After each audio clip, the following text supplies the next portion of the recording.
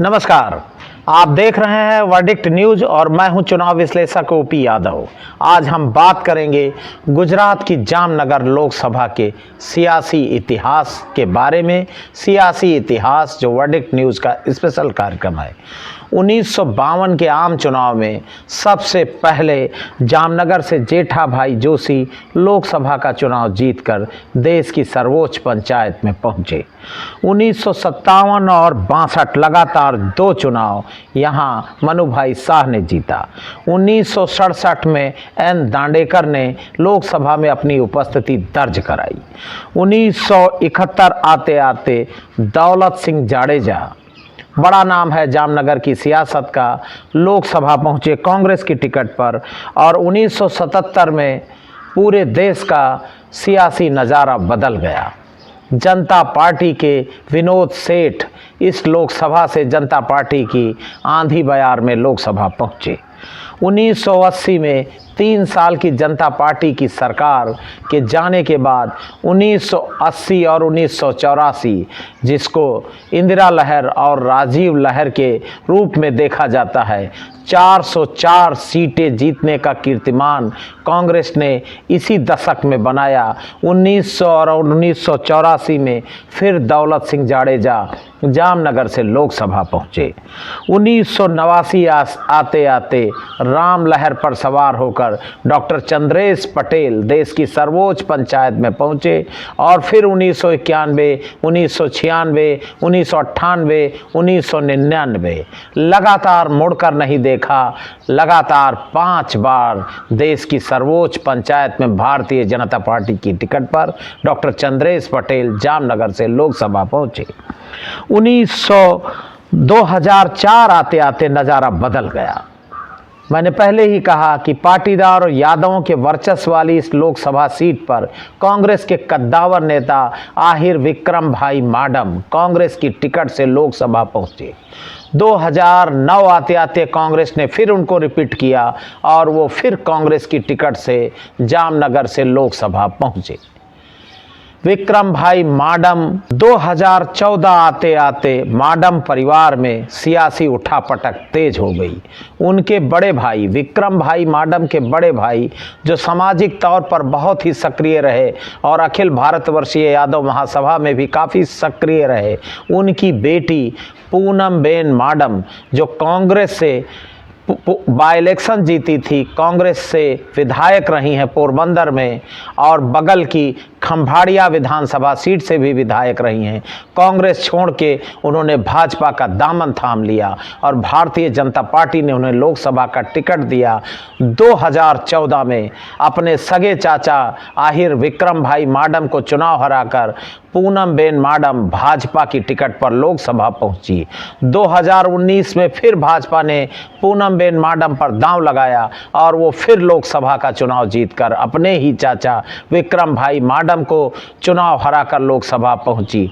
बड़ी बात यह है कि नतीजे मतगणना के ठीक पहले विक्रम भाई माडम ने सार्वजनिक तौर पर यह स्वीकार कर लिया कि मैं अपनी भतीजी पूनम बेन माडम से पार्लियामेंट का चुनाव हार रहा हूं। इस बार अभी जो भारतीय जनता पार्टी ने अपनी सूची 195 उम्मीदवारों की जारी की है, उसमें तीसरी बार पूनम बेन माडम की प्रत्याशिता को मोहर लगाई है। अब देखना यह है कि यादव और पाटीदारों के वर्चस्व वाली जामनगर लोकसभा सीट पर पूनम बेन माडम कैसे लोकसभा पहुंचती हैं और अगर वो लोकसभा फिर जीतने में कामयाब रही और केंद्र में अगर एनडीए की सरकार बनती है तो क्या मंत्रिमंडल का वो हिस्सा होगी, ये भविष्य के गर्भ में है। अब आते हैं जामनगर में आने वाली विधानसभाओं के बारे में। जामनगर में 7 विधानसभा सीटें हैं, जिसमें कालावाड़ सुरक्षित, जामनगर नॉर्थ, जामनगर साउथ और जामनगर रूरल। इसके अलावा जाम जोधपुर, खंभाड़िया और देवभूमि द्वारिका। जी हाँ, देवभूमि द्वारिका आप पूरे भारत के जहां श्रद्धालु पहुंचते हैं, द्वारिका इसी पार्लियामेंट का हिस्सा है और देवभूमि द्वारिका यादव बाहुल्य असेंबली सीट है। आज़ाद भारत के शुरुआती वर्षों में यहाँ यादव समाज के प्रत्याशी जीतते रहे। शुरुआती दौर में निर्दल और बाद में कांग्रेस के विधायक रहे पबूभा माणिक, जो ओबीसी की ही एक बिरादरी से आते हैं। बाद में उन्होंने भारतीय जनता पार्टी ज्वाइन किया और लगातार उन्होंने उपचुनाव भी जीता और इस बार भी वो विधायक हैं। और मेरे ख्याल से 1980 से लगातार देवभूमि द्वारिका से यादव बाहुल्य सीट से वो लगातार विधायक हैं, पहले निर्दल, फिर कांग्रेस से और फिर लगातार भारतीय जनता पार्टी से। 90,000 के आसपास यादव मतदाता हैं इस विधानसभा सीट देवभूमि द्वारिका पर। दूसरी विधानसभा सीट है खंभालिया, ये भी यादव बाहुल्य विधानसभा सीट मानी जाती है। भारतीय जनता पार्टी के आहिर मुंडू भाई बेरा इस सीट से चुनाव जीत कर आए हैं और यहाँ से उपचुनाव में मेरामण कांग्रेस की टिकट से चुनाव जीते। विक्रम भाई माडम, जो 2 बार मेंबर ऑफ पार्लियामेंट रहे हैं, इस सीट से विधायक रहे। यादव बाहुल्य इस विधानसभा सीट से भारतीय जनता पार्टी के यादव समाज के ही विधायक हैं। तीसरी विधानसभा है जामजोधपुर। आम आदमी पार्टी के प्रत्याशी हेमंत भाई आहिर ने इस बार इतिहास रच दिया। इस सीट से वो चुनाव जीतकर विधानसभा पहुंचे हैं। गुजरात में आम आदमी पार्टी के 5 विधायक चुनाव जीते हैं, उसमें एक हेमंत भाई आहिर भी हैं। इनके पिता यहाँ जिला पंचायत अध्यक्ष रहे हैं। और सबसे बड़ी बात यह है कि जो खंभालिया विधानसभा सीट है, यहाँ आंसुदान गढ़वी, जिनको आम आदमी पार्टी ने गुजरात में नेता के रूप में प्रोजेक्ट किया था, फिलहाल उन्होंने आम आदमी पार्टी का दामन छोड़ दिया है और अब राजनीति से लगभग निष्क्रिय हो गए हैं। ईसुदान गढ़वी ने विधानसभा चुनाव में दूसरा स्थान हासिल किया था। यहाँ कांग्रेस तीसरे पायदान पर खिसक गई थी। ये सीट है खंभाड़िया। आगे बढ़ते हैं जामनगर दक्षिण। यहाँ से दिवेश भाई विधायक हैं भारतीय जनता पार्टी के। और जामनगर उत्तर क्रिकेटर रविंद्र जडेजा की धर्मपत्नी रिवाबा जडेजा यहाँ से विधानसभा का चुनाव जीतकर उन्होंने विधानसभा में दस्तक दिया है। जामनगर ग्रामीण से कांग्रेस के रास्ते भाजपा में पहुंचे और गुजरात के कृषि व पशुपालन मंत्री राघवजी भाई पटेल फिर विधायक हैं। कालावड़ रिजर्व, इस विधानसभा सीट से भाजपा के मेघजी भाई चावड़ा चुनाव जीते हैं। इस सीट से एक जमाने में गुजरात के कद्दावर पाटीदार नेता मुख्यमंत्री रहे केशु भाई पटेल भी विधायक हुआ करते थे और कांग्रेस के प्रदेश अध्यक्ष और कद्दावर दलित नेता और शरद यादव के नज़दीकी रहे डॉक्टर दिनेश परमार भी कालावड़ से एक जमाने में विधायक हुआ करते थे।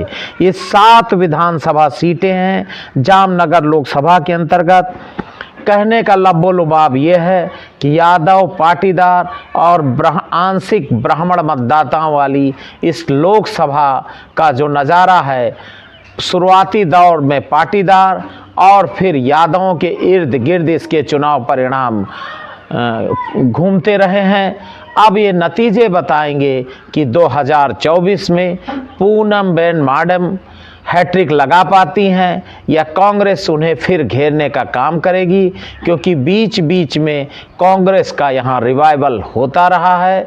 और सौराष्ट्र में जो दूसरी ये यादव डोमिनेटेड पार्लियामेंट सीट है और इस सीट के नतीजे निश्चित तौर पर गुजरात और खासकर सौराष्ट्र काठियावाड़ की सियासत को परिभाषित करते रहे हैं। धन्यवाद। सियासी इतिहास में आज सिर्फ जामनगर लोकसभा पर, फिर मिलेंगे किसी नई लोकसभा के सियासी इतिहास पर।